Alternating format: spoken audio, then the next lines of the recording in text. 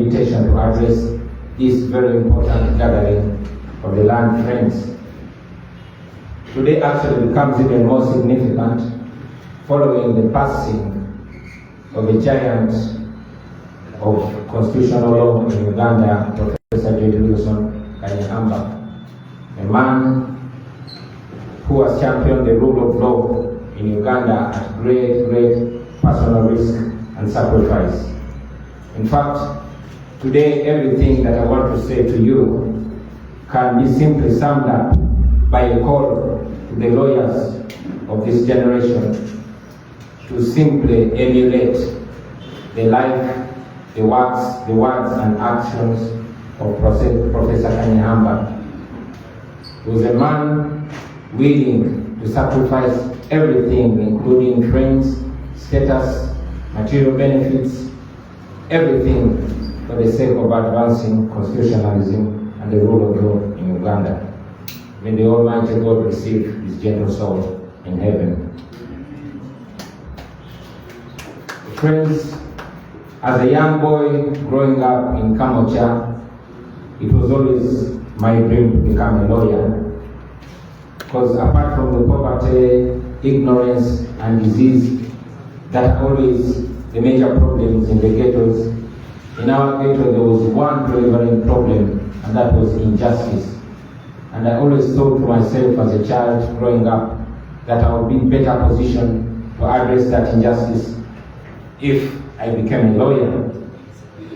But again, like many children in Uganda with big dreams and limited means, when I missed out on government sponsorship, that dream died, at least for a while. In the year 2000, studying law on private sponsorship was simply out of question for a person like myself from a background that I was coming from, because the cost was just prohibitive. Tuition fees for just one semester in law school when I joined Makete was enough to buy a plot of land in Nansana. Yes, only the rich could afford it. And what did I have to do? Is to take another choice that I could afford. Well, thank God, many years later, when life allowed me the means and time, my dream resurrected. And in my 40s, last year, I graduated from law school. I didn't expect you to clap. I expected you to say, oh, sorry. The only person I expected to clap was Council Manager.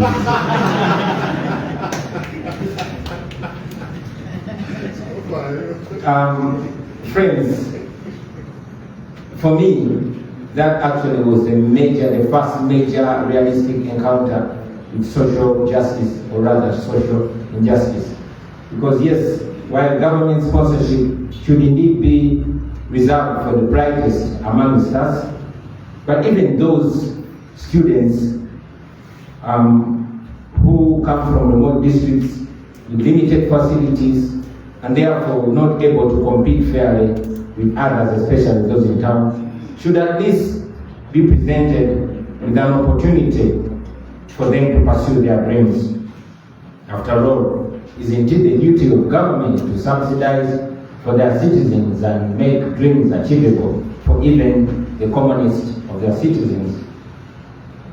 Because you see, when the rich are the ones that can afford to dream, and the poor can even dare to aspire, can even not dare to aspire, then society ceases to be society, it becomes just a market. Many dreams of the underprivileged people are destroyed in their infancy, and the society is not a society proud of. So that brings me to the question, what then is social justice?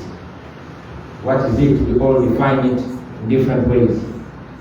But in my humble view, ladies and gentlemen, I feel like social justice at its core is the principle that every person, regardless of their status, regardless of their background, deserves and indeed achieves equal chances, equal opportunity, equal rights, and equal protection by the law.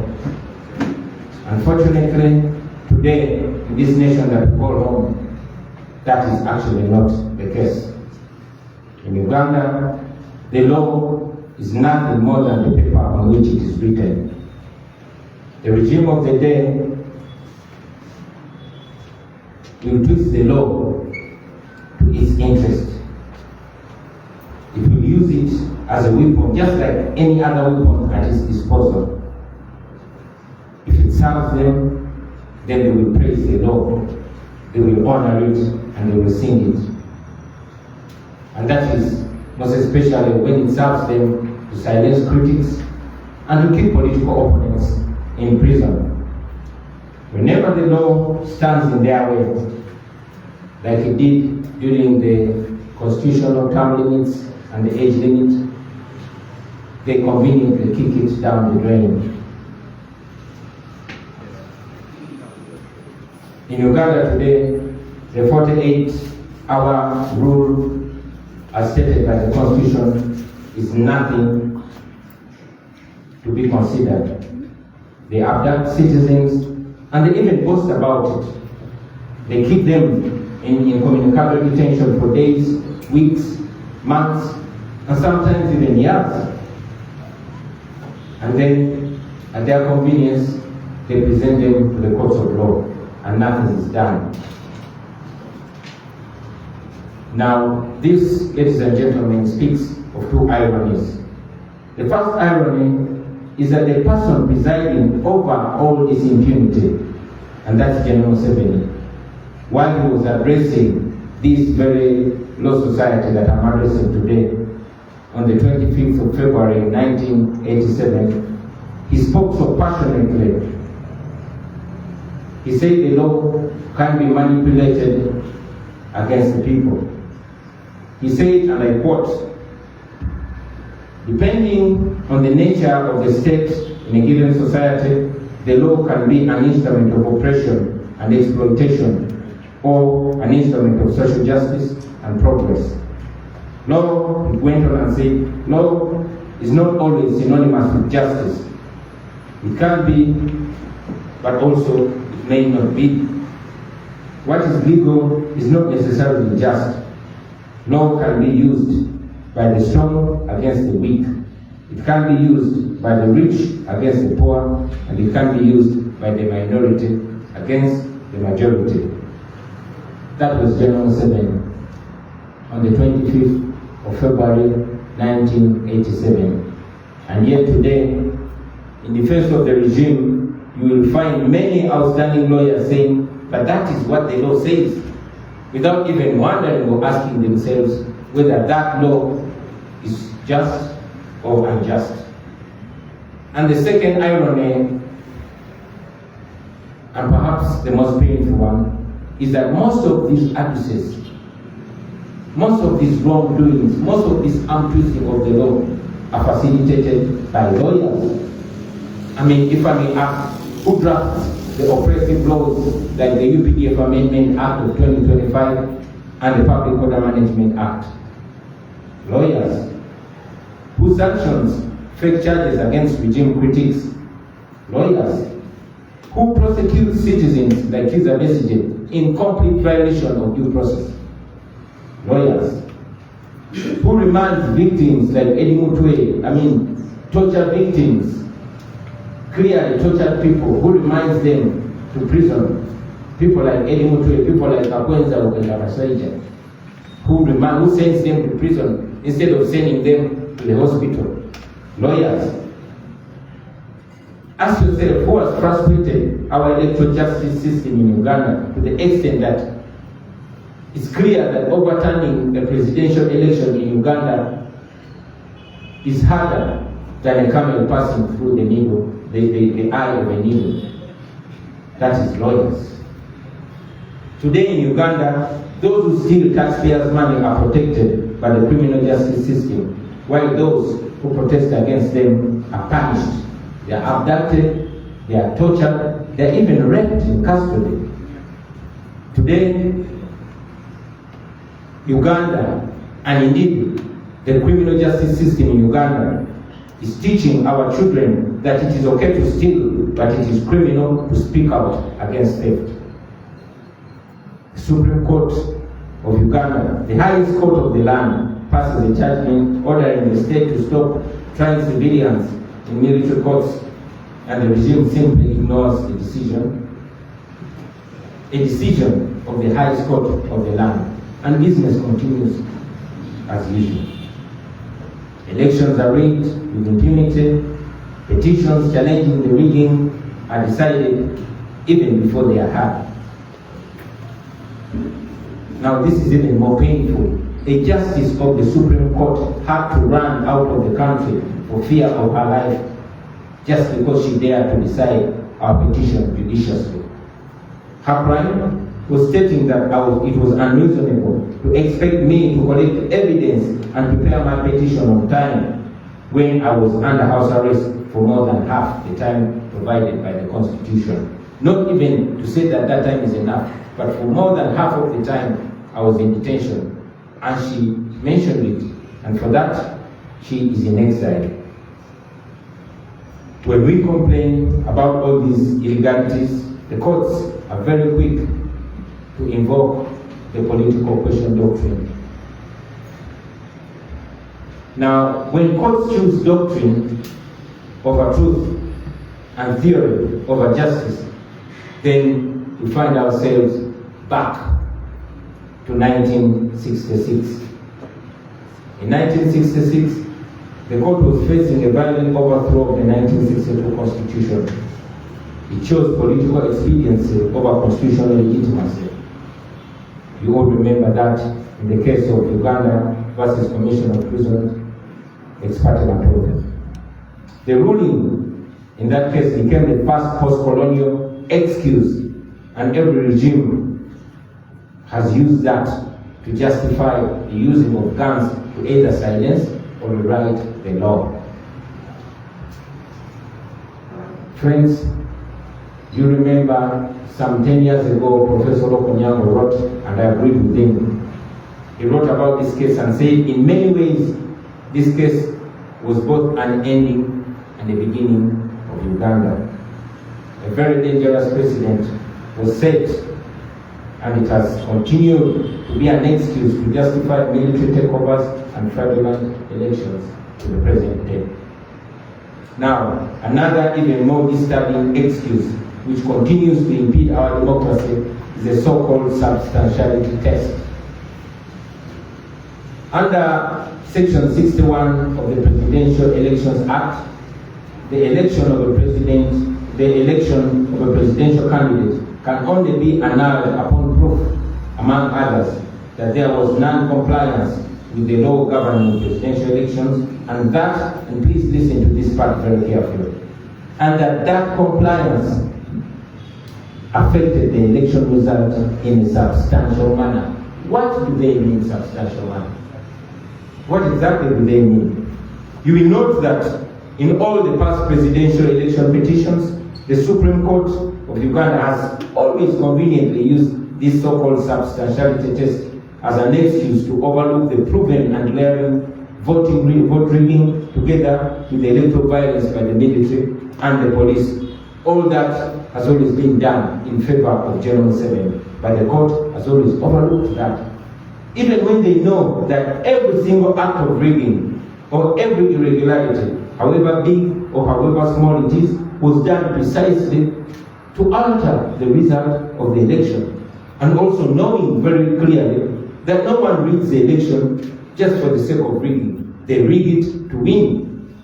But again, they always bring the substantiality test as an excuse, and they always overlook the facts to decide what they want to decide.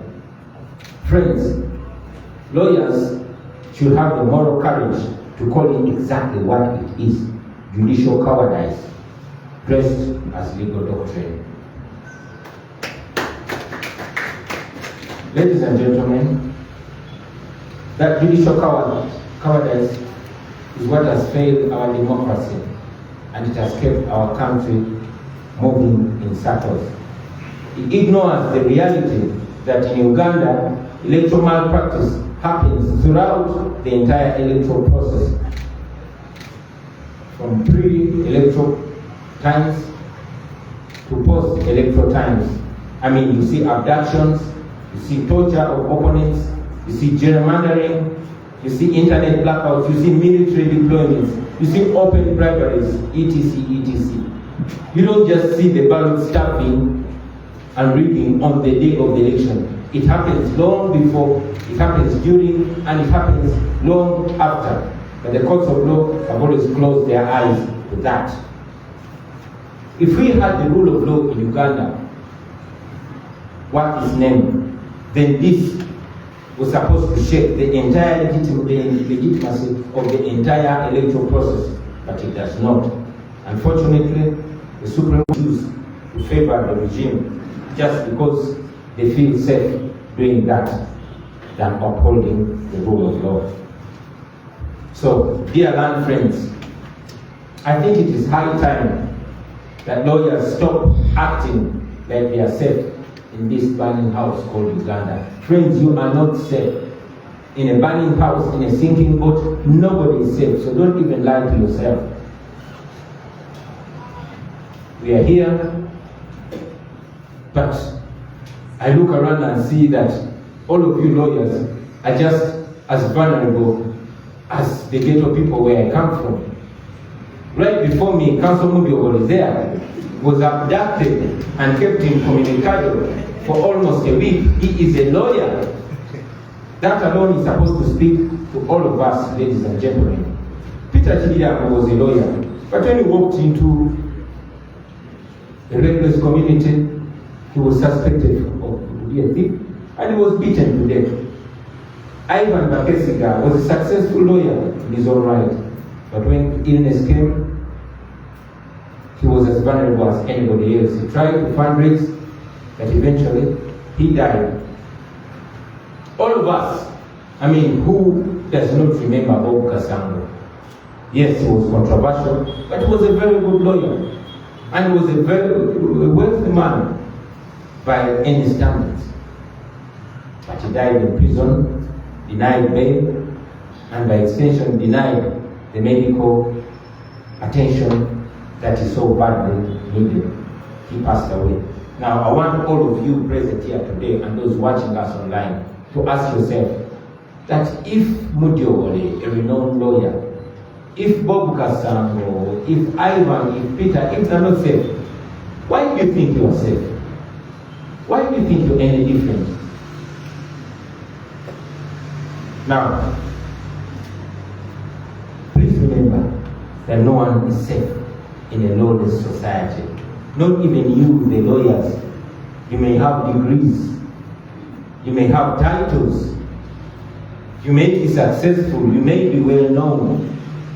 But when this regime crashes constitutionalism completely, you are the next that they're going to come for. I promise you that. If Uganda collapses, as we all see, it surely will.